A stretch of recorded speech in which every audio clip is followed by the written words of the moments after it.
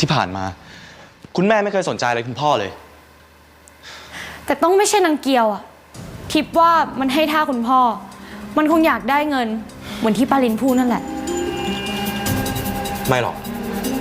คุณพ่อคงเหงาคงไม่ได้รักมัน